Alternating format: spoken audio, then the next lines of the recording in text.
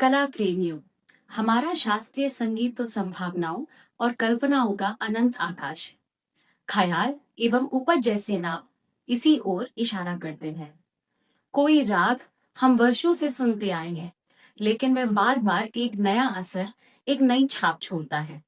तो सिर्फ इस कारण नहीं कि हम इसे अलग अलग कलाकारों से सुन रहे होते हैं, जिनके घराने अलग है, सीखने और गाने बजाने की पद्धति अलग है। यह भी संभव है कि किसी एक ही कलाकार की एक ही राग की कई प्रस्तुतियां भी हम पर अलग अलग प्रभाव छोड़ जाती हैं। वास्तव में ये प्रस्तुति में छिपे संभावनाओं और हर बार एक मौलिक प्रभाव के कारण ही है। यही है जो हमारे शास्त्रीय संगीत को यांत्रिक या एक रस होने से बचाता है। इसके लिए संगीत में विचारों की उड़ान, नई नई उड़ान जरूरी है। अक्सर यह मंच पर ही होती है। इनके लिए पहले से बहुत कुछ तय कर पाना संभव ही नहीं है।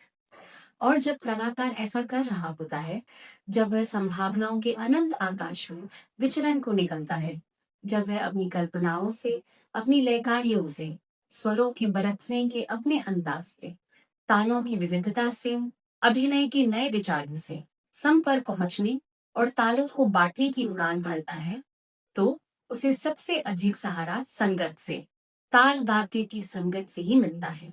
संगत इस उड़ान को महत्वपूर्ण आधार देता है। शास्त्रीय संगीत की विभिन्न विधाओं में सम पर पहुंचने का जो उद्यम है, जो प्रयास है, जो हर रचना को, बंदिश को, कल्पना को पूर्णता का एहसास कराता है, वह संगत और खासकर ताल वाद्य संगत के कारण ही संभव होता है।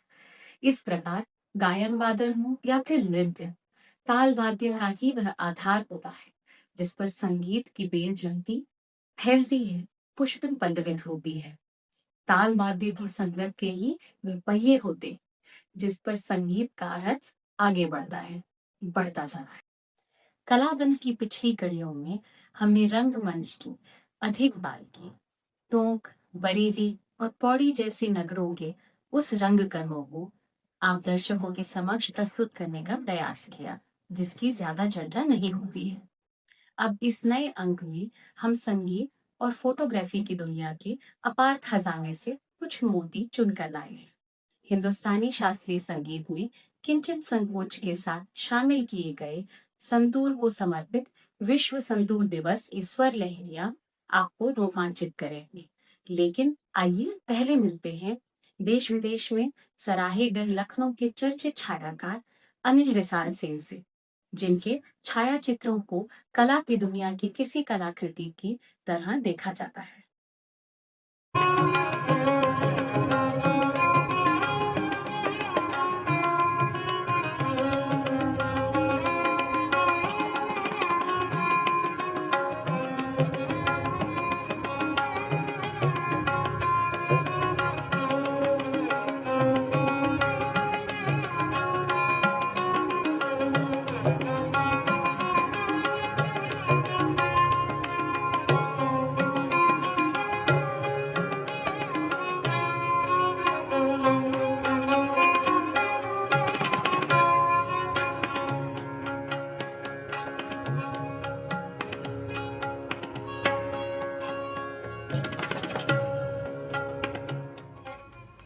कला की दुनिया में छायाचित्रों को लेकर असमंजस रहा है। तकनीक की दखल के कारण उन्हें कला का माध्यम मानने से गुरेज किया जाता रहा है। लेकिन लखनऊ के अनिल रिसाल सिंह उन छायाकारों में हैं जो इस मिथ को तोड़ते हैं। वे छायाचित्र को उस ऊंचाई तक ले जाते हैं जहां वो कला हो जाती है। उनके छायाचित्र किसी घटना या दृश्य को दर्ज नहीं करते, वे इनकी रचना करते हैं, उनका पुनर्सृजन करते हैं तथा अपनी दृष्टि और विचार के साथ केवल छायाचित्र नहीं रहते, कलाकृति बन जाते हैं। देखिए, फोटोग्राफी क्या है इसके बारे में अगर प्रश्न किया जाए तो मेरे लिए तो फोटोग्राफी सब कुछ है। जीवन का सार मेरे लिए फोटोग्राफी है। मैं कभी कभी सोचता हूँ कि अगर फोटोग्राफी का गुण ईश्वर ने ना दिया होता तो मैं इस संसार में क्या कर रहा होता। मैं नहीं सोच पाता हूँ, मेरी सोच इससे आगे नहीं जा पाती है। लेकिन अगर एक जनरल सवाल किया जाए, प्रश्न किया जाए कि फोटोग्राफी क्या है, तो एक विजुअल माध्यम है। फोटोग्राफी की जब हम बात करते हैं तो हमको ये समझना चाहिए कि मुख्यतः फोटोग्राफी को हम दो तरह से उपयोग में लाते हैं। एक तो अभिलेखीकरण के लिए, फॉर डॉक्यूमेंटेशन, और जब हम डॉक्यूमेंटेशन के लिए फोटोग्राफी को उपयोग में लाते हैं तो हमें ये जानना और समझना चाहिए कि जिस स्थिति, परिस्थिति और जिस वस्तु का हम फोटोग्राफ खींचते हैं वो हमारे फोटोग्राफ में उसी स्थिति में दिखाई देनी चाहिए। उसमें कोई अंतर नहीं होना चाहिए, उसमें कोई बदलाव नहीं होना चाहिए। जब हम फोटोग्राफी को when we are using for documentation तो हमारे फोटोग्राफ में और एक्चुअल जो स्थिति होती है उसमें कोई भी अंतर नहीं होना चाहिए। और एक दूसरा तरीका है जिसमें हम फोटोग्राफी का उपयोग करते हैं, photography for our creative expression. हम अपनी अभिव्यक्ति को व्यक्त करने के लिए फोटोग्राफिक माध्यम का उपयोग करते हैं। अमूर्त कला के एक प्रसिद्ध चित्रकार ने कभी कहा था, हम उस प्रकृति को क्यों बनाएं जो हमारे आसपास है और जिसे बहुत सारे लोग बनाते आए हैं। हमें तो अपनी नई प्रकृति सृजित करनी है। किया तो मेरे अंदर ये इच्छा जागृत हुई कि मैं ऐसे विषय वस्तु का फोटोग्राफ करूं जो अति साधारण है देखने में, जिसे बहुधा हम देखते हुए भी नहीं देख पाते हैं या देखते हुए भी नकार देते हैं। उस विषय वस्तु की मैं फोटोग्राफ करूं और उसको उस साधारण सी चीज को थोड़ा सा असाधारण तरीके से फोटोग्राफिक माध्यम से पेश कर सकूं, ये इच्छा मेरे लिए जागृत हुई। और यहाँ से मैं ये बोलूँगा कि मेरी फोटोग्राफी की एक दूसरी नई यात्रा शुरू हुई, जिस मैं कहता हूँ स्टडी और experimentation with form, colour and texture. बहुत ही साधारण विषय वस्तु में मैं अपने चित्रों को तलाश करता हूँ और ढूंढने की कोशिश करता हूँ। कोई भी छायाकार दुनिया के रंग ही अपने छायाचित्रों में प्रतिबिंबित करता है, लेकिन अनिल रिसाल सिंह अपने आसपास की दुनिया में हस्तक्षेप करते हैं। वे कैमरे के माध्यम से कई बार उसे एक नया रूप दे देते हैं। वो कहते भी हैं, कल्पना शक्ति और कैमरे की आंख से देखने और उसे कैद करने के बाद चीजें वैसी नहीं रह जाती जैसा प्रकृति ने उसे जन्मा था। कुछ उससे भी अधिक सौंदर्य समेटे, कुछ उससे भी अधिक अनिर्वचनीय हो जाती हैं। जो ये विभिन्न मीडियम्स हैं जिसमें फोटोग्राफी भी एक है, सबसे अगर हम कहें पेंटिंग तो प्री हिस्टोरिक है। सबसे पुरानी पेंटिंग तो इंडोनेशिया में पाई गई जो 35,000 साल से भी पुरानी है। तो चित्रकला तो प्री हिस्टोरिक है। फोटोग्राफी को तो अभी अगर हम मान के चलें तो 1839 का ईयर जो है वो मान सकते हैं कि फोटोग्राफी जो है उसका एक स्वरूप हमारे सामने आया। हालांकि फोटोग्राफी में एक्सपेरिमेंटेशन बहुत पहले से हो रहा है, लेकिन मैंने ये हमेशा महसूस किया है और शायद इसमें सच्चाई भी है। शुरुआत में तो बहुत एक लंबा युद्ध लड़ा गया, लड़ाई हुई कि फोटोग्राफी को भी उस श्रेणी में लाया जाए जिसमें हम पेंटिंग को लाते हैं अभिव्यक्ति के माध्यम के रूप में। लोगों ने कहा यह तो एक यांत्रिक कला है, इसमें इसको हम कैसे इस श्रेणी में ला सकते हैं। तो एक बहुत लंबी लड़ाई लड़ी गई। अनिल रिसाल सिंह के छायाचित्रण की लंबी यात्रा में एक और खूबसूरत भूदृश्य हैं जिनमें मुख्यतः पहाड़ हैं। उत्तराखंड और खासकर कौसानी का क्षेत्र उनके कैमरे में खूब कैद होता रहा है। सूर्योदय के समय पहाड़ों पर बिखरी किरणें, कपास से उड़ते बादल, दूर तक फैला बर्फ का साम्राज्य हो या फिर गोधूली बेला में दूर तक छाया रहस्यमय धुंधलापन। कई बार ये दृश्य श्वेत श्याम में आते हैं तो कई बार किसी पेंटिंग के रंगों की तरह। अपने भूदृश्यों में वे रंगों को इस प्रकार आसपास बैठाते हैं जैसे वे दृश्य के रंगों को चुन नहीं रहे, एक चित्रकार की तरह अपने छायाचित्र में रंगों को भर रहे हों। फोटोग्राफी और मेरा जीवन एक दूसरे से इतना मुथा हुआ है कि इन दोनों को अलग करना बहुत बहुत मुश्किल है। तो जिस माध्यम से मैं 50 साल से ज़्यादा बंधा हुआ हूँ, जो काम मैंने इस माध्यम के साथ किया है, उस काम को जब लोग सराहते हैं तो मेरे लिए मुझको थोड़ा गर्व होता है। हालांकि मैं ये भी मानता हूँ कि ऐसी कोई बात नहीं होती कि जिस पे मनुष्य गर्व कर सके। मनुष्य मैं भी हूँ, वो मनुष्य की जो कमजोरियाँ होती वो मेरे में भी हैं। जब मेरे काम को लोग सराहते हैं तो कहीं ना कहीं अंदर बहुत बहुत अच्छा लगता है, गर्व की अनुभूति होती है। लेकिन मैं कोशिश करता हूँ कि मैं अपनी किसी चीज़ पे गर्व करने की ज़रूरत ना करूँ, मेरी कोशिश अंदर से ये होती है। लेकिन जैसा मैंने कहा कि फोटोग्राफी के माध्यम से जो कलाकृतियाँ मैं बना पाया हूँ, उन पे मुझे 2 चीज़ें मैं साझा करना चाहूँगा इस समय। फोटोग्राफी की क्षेत्र में, अंतर्राष्ट्रीय क्षेत्र में एक संस्था है, federation international D art photographic, जिसका मुख्यालय जो है वो फ्रांस में होता है। इसका यूनेस्को के साथ कुछ संबंध है। उसका एक सबसे प्रेस्टिजियस जो आपके काम पे वो अवार्ड करते हैं, master federation international D art photographic, वो सम्मान मुझको मिला। और अपने देश में ये सम्मान अभी तक सिर्फ 15 लोगों को मिला है। और दूसरी चीज़ जो मैं यहाँ पे शेयर करना चाहूँगा, फोटोग्राफी का अपने देश से जो नेशनल अवार्ड है गवर्नमेंट ऑफ इंडिया का, वो मुझे 2011 में मुझे मिला। तो इस चीज़ से भी मुझको लगता है कि अपने देश ने भी मेरे काम को सराहा। और मुख्य बात यह है कि आजकल जिस विषय वस्तु पर मैं काम कर रहा हूँ, फॉर्म, कलर एंड टेक्सचर, उसी विषय वस्तु के छायाचित्रों पे मुझे ये दोनों सम्मान मिले। तो कभी कभी थोड़ा सा अंदर जो है गौरवान्वित महसूस करता हूँ कि ये चीज़ें मैं प्राप्त कर सका ईश्वर की कृपा से। लेकिन आरंभिक यात्रा में बहुदृश्यों से निकटता के बाद वो चिंतन के स्तर पर एक बड़े बदलाव का भी सामना करते हैं और परिवर्तन से गुजरते हैं। यहां दृश्य या घटना से अधिक उसे प्रस्तुत किए जाने की कुशलता महत्वपूर्ण हो जाती है। ये वो कुशलता है जो साधारण को भी असाधारण बना देती है। वे उन तमाम असाधारण छायाचित्रों को हमारे सामने लाते हैं जिनकी विषय वस्तु बहुत ही सामान्य है। ज्यादातर छायाकार उस विषय वस्तु के अति साधारण होने के कारण संभव है उन पर नजर डालकर आगे बढ़ जाएं, लेकिन अनिल रसाल सिंह उन्हीं में अनूठापन तलाश लेते हैं। इसके लिए वे कभी कोई कोण तलाशते हैं, कभी ज्यामितीय आकार, कभी रंगों का सामंजस्य, तो कभी वस्तुओं का संवाद।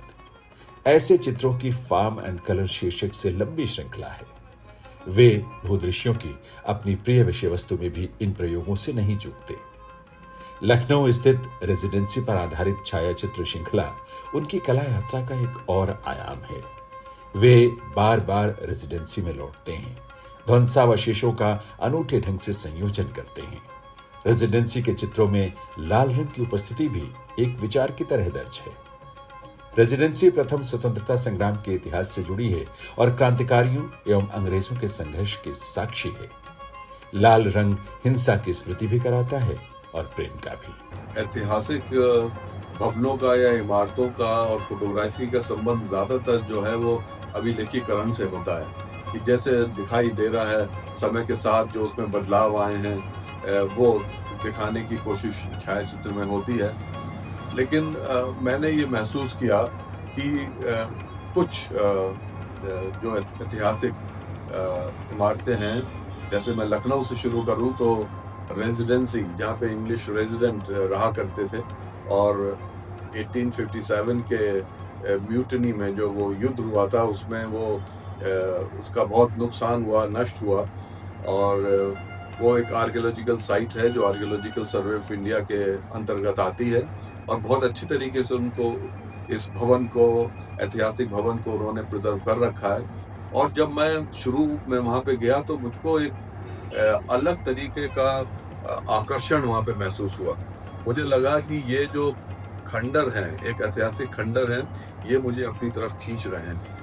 और समय के साथ साथ मैं रेजिडेंसी कितनी बार गया हूँ, शायद संख्या बहुत बड़ी होगी, 100 से भी अधिक होगी। और अभी भी जब मैं रेजिडेंसी जाता हूँ तो 1 या 2 नया छायाचित्र मेरे संग्रह में जो है वो जमा हो जाता है।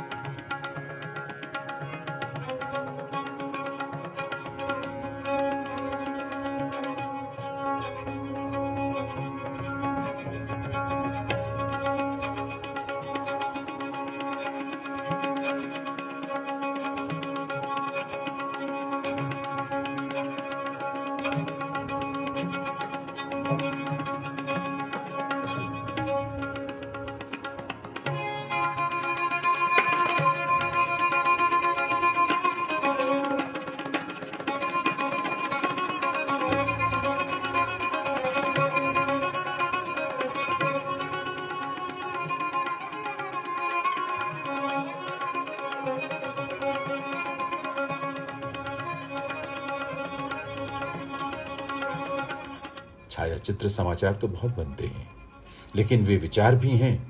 अनिल साल सिंह के छायाचित्र हमें ये बताते हैं।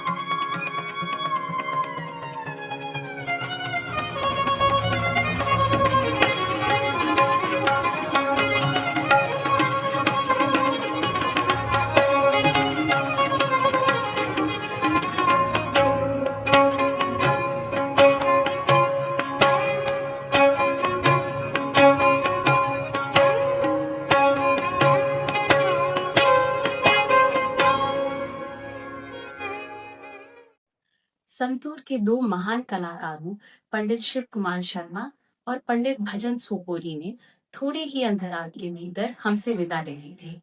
पंडित भजन सोपोरी का जन्म दिवस अब विश्व संतूर दिवस के रूप में मनाया जा रहा है।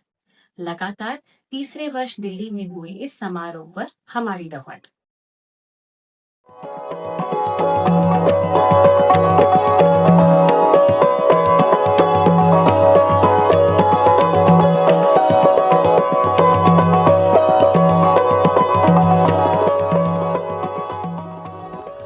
वाद्यों की दुनिया में संतूर अपनी एक अलग गूंज लिए हुए है। एक ऐसी गूंज जो संगीत से प्रकृति के रिश्ते को और गहरा करती है। इसकी ध्वनि ऐसी है जैसे समुद्र पर वर्षा की बूंदें नृत्य कर रही हों, या मानो पर्वतों के बीच कोई जल प्रवाह थिरक उठा हो।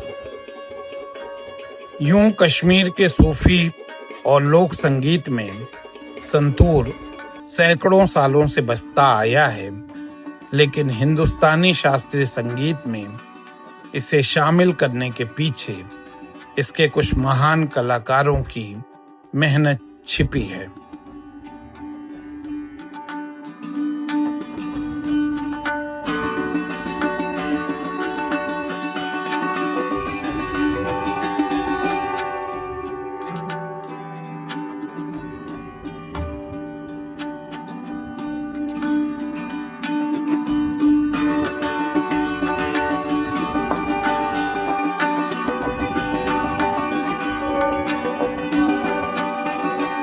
ऐसे ही एक दिग्गज कलाकार की जन्म स्मृति अब संतूर को समर्पित है, जिन्हें हम सभी पंडित भजन सोपोरी के रूप में जानते रहे हैं।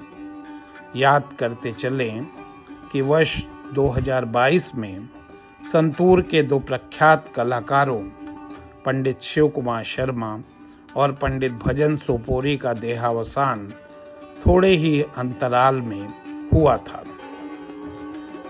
पंडित भजन सोपोरी के संतूर वादक पुत्र पंडित अभय सोपोरी ने विश्व संतूर दिवस की परिकल्पना की और इस 22 जून को इसका तीसरा वार्षिक समारोह नई दिल्ली के चिन्मय मिशन सभागार में संतूर के मधुर स्वरों के बीच संपन्न हुआ।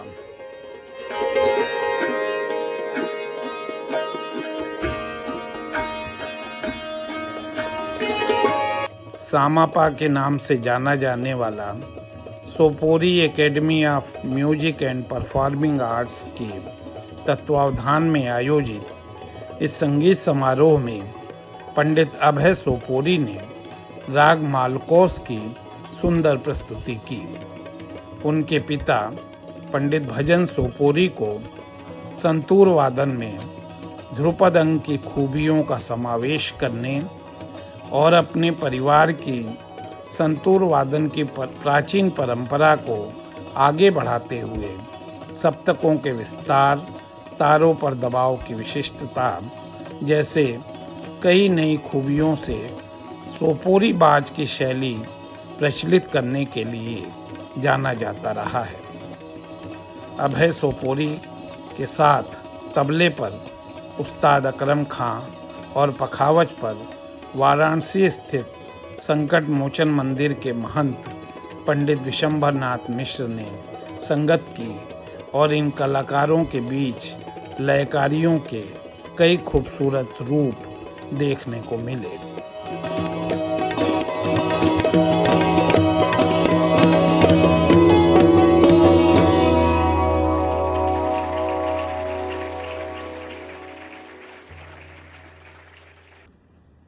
समारोह में दिशारी चक्रवर्ती, राजकुमार मजुमदार, अनुष्का मजुमदार, पौशाली दत्ता, धीरज वैष्णव, लुइस वेगा, प्रदीप शर्मा सहित अनेक आयु वर्ग के संतूर वादकों को सम्मानित भी किया गया।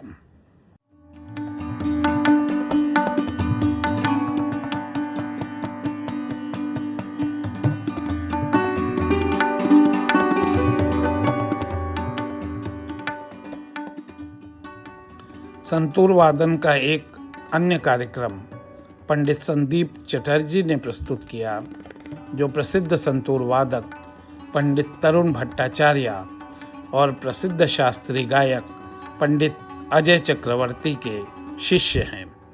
इस प्रकार वे अपने वादन में मैहर और पटियाला घराने की विशेषताओं को शामिल करते हैं। उन्हें संतूर वादन में कई प्रयोगों के लिए भी जाना जाता है।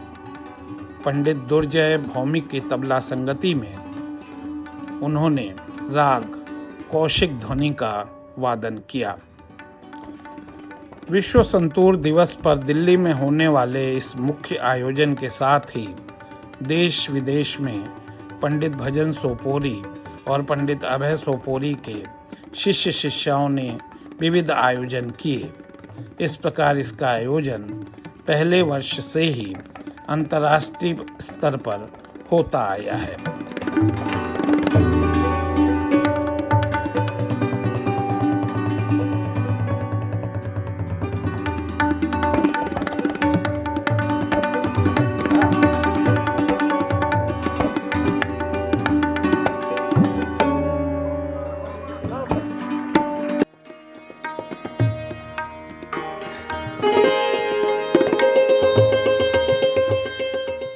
दिल्ली के समारोह में पंडित अभय सोपोरी के शिष्य दिव्यांश श्रीवास्तव ने भी कार्यक्रम प्रस्तुत किया और उन्होंने तबले पर खुर्रम अली नियाजी और घटम पर वरुण राजशेखरन की संगति में राग झिंझोटी सुनाया।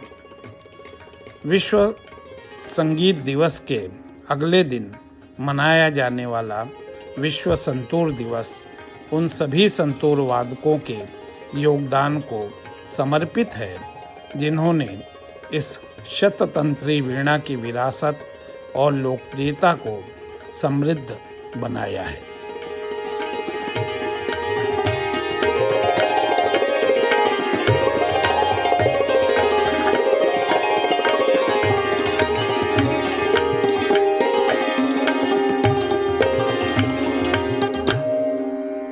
और अब चलते चलते उत्तराखंड में लोक संस्कृति की कुछ रंग बिरंगी झलकियां। अल्मोड़ा के प्रसिद्ध छायाकार जयमिंद्र सिंह बिष्ट ने हाल में कसार जात्रा फेस्टिवल में हुए झोलिया नृत्य का यह खूबसूरत वीडियो हमें भेजा।